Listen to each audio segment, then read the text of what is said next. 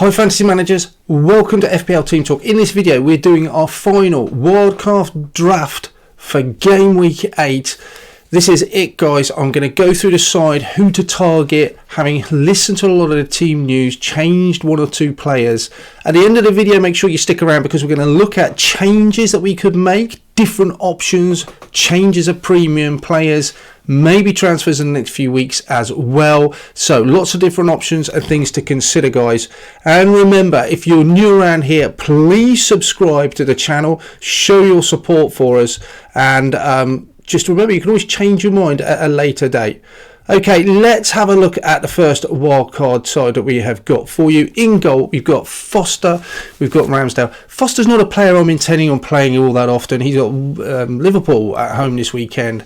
Maybe bonus or save points potential, but I certainly don't expect a clean sheet from them. So Ramsdale's going to be more or less a set and forget. There may be the odd game that Arsenal have where I would rather target Foster, but it was a toss-up between Ramsdale and Sanchez for me. Sanchez I've had up till now. He's done nothing wrong for me, and it's difficult to justify going for Ramsdale over Sanchez when Sanchez he's playing for one of the best defences in the league, as it was last year as well.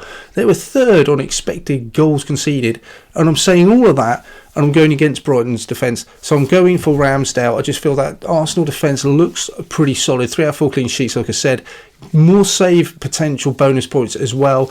Do think he's got the vote of confidence from Arteta. He's a set and forget, and I like their fixtures coming up as well.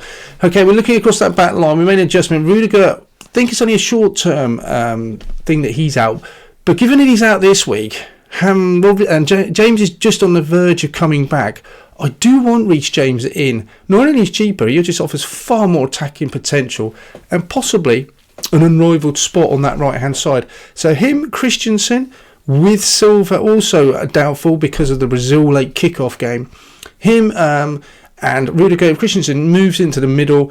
So yeah, those two just look like a set and forget for me. I'm hoping they will play at least 4 out of the next 5 fixtures. Cancelo and Diaz nailed on as you can get for Manchester City, which, you know, with Pep Roulette, we just don't know how nailed on that is. Diaz, you'd say more so than Cancelo. Again, with their fixtures, you can't ignore Cancelo. He's played every minute of every game so far. He just looks brilliant, and his attacking potential is good as well.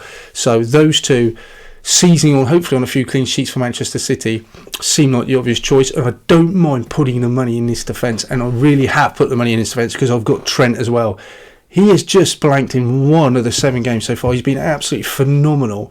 I can't not have him. As soon as I heard he was fit back in training, he's just got to come in the side. I haven't actually got him at the moment. I left him out of my wildcard because obviously he wasn't. There was worries about him not being available. But I need to find a way back to him. I just think he's a brilliant asset, best defender in the game. Just so much potential forward going for him. Clean sheets as well. He's got to come in. Looking at the midfield then, Townsend. He's been doing brilliant. Obviously one of our top scoring midfielders. With DCL and Richarlison out, you think he's on penalties as well, so that's going to help, and a bit of a green tick against his name. Gallagher, his stats so far have been really good. His expected goal involvement's been really high. Tricky game away against Arsenal. I'm potentially going to be benching him, but then again, I've got Rafinha as well, who we're bringing him in. I just think 6.5, great price, great player. Leads an attacking side. He might miss out this weekend is the only problem, but I don't want to book in a transfer by bringing him in later on. I just want him in now. Salah, I'm not even going to go in that conversation. What a player. And Mbeumo, Brentford scoring more freely, 2 against West Ham, 3 against Liverpool. He plays up front, but he is a midfielder is listed in the game. At that price, I cannot overlook him. He just looks fantastic. Nailed on alongside Tony. He's in, absolutely. Up front, Antonio, his fixtures aren't brilliant, you would say. There's probably other teams that you could target in terms of fixtures, but 7.7, his price has gone up. He's obviously that because I had him on early, so you have to bring that as a caveat in. 8 million he is now. His goal involvement is so high. He's been one of the highest scoring and best players this season so far. I just think you stick with him. I just think he looks brilliant. Possibly there would have been a nice to have a move on Bamford or DCL if they were available, but they're not. So Antonio gets a nod for me. Hwang, the concern over his longer term sort of form, if you ask me. Last year, 1 assist in 18 games for Leipzig, but the rumour was that he just was never fit in a run of games. So he's come back to form this year, and the Wolves have obviously looked after him. He's done well so far. Like the look of him. 5.6. What's not to like about that price? And Lukaku's been past fit as well. He looks raring to go after his muscle fatigue or strains it was. So he looks like he's back and ready to go. And his fixtures look so nice for Chelsea. He's got to be in. So just a reminder, we doubled up on Man City. We got the 3 players from Chelsea. These are why. If it's not reason enough that they're just one of the 2 of the best teams in the league, look at those fixtures for Chelsea. You just got to jump on that, haven't you? Look at that. This looks like lots of clean sheet potential. Lukaku captaincy potential as well. Man City have 2 next 3 games that are green. Just a reminder that the last 2 times they played Burnley at the Etihad, 5-0, 5-0. You know, you'd take a 4-0 tomorrow, wouldn't you, if you had 3 City players in that team. So those are the reasons why we're targeting players from those 2 teams in particular. There it is, guys. I think as first week, obviously Foster would start on the bench if you had him. I don't expect James to take a part. Very surprised if he does, but he would drop to the bench. Then it would be a case, I think, of Rafinha would have to, because I'm not sure about his minutes. And then you would be a case of Mbeumo or Gallagher. I would be tempted to say Mbeumo is less likely to score against Chelsea than Gallagher away at Arsenal. Take your pick. That's a tough one to call. So those would be the 3 players on the pitch that I would drop onto the bench. Captaincy armband would have to go on Mo Salah. You could take a punt on Lukaku if you wanted to. Salah seems in great form. We know his fitness is fine. I think you'd have to go on Salah. Okay, here comes a more sort of fun, interesting part then, guys. So what if you do if you start monkeying around with 1 or 2 players, trimming them here and there? If we drop Townsend down to a Smith Rowe to save ourselves a little bit of money, Smith Rowe playing an Arsenal side that's good form at the moment, you'd have to say, and he certainly passes the eye test. So you bring him down defensively. Armstrong, you bring him in instead of Antonio. Fixtures for Armstrong look quite good for Southampton.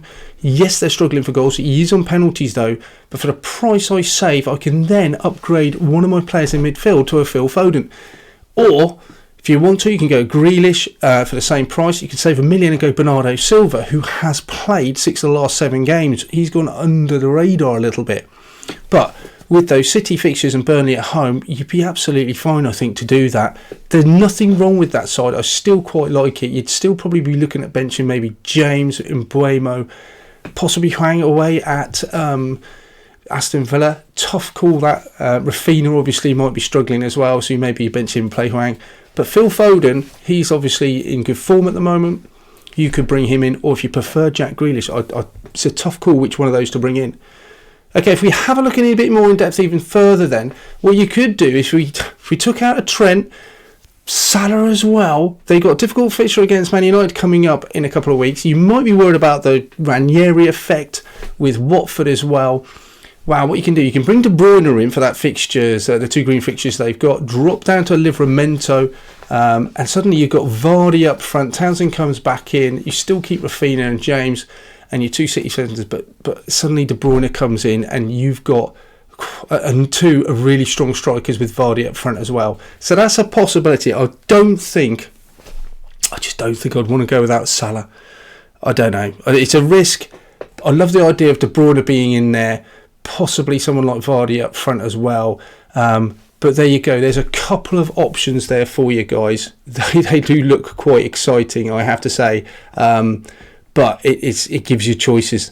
Okay, guys, don't forget to subscribe. Thanks for watching the video, guys. Press that like button. Any questions, anything you feel about players that I've overlooked or I should be bringing in, let me know in the description below. Otherwise, I shall speak to you over the weekend, maybe when I do a transfer sum up about how I could have made money on the transfer this wildcard or not. And then it will be a team review for game week 8 on Monday night. See you then.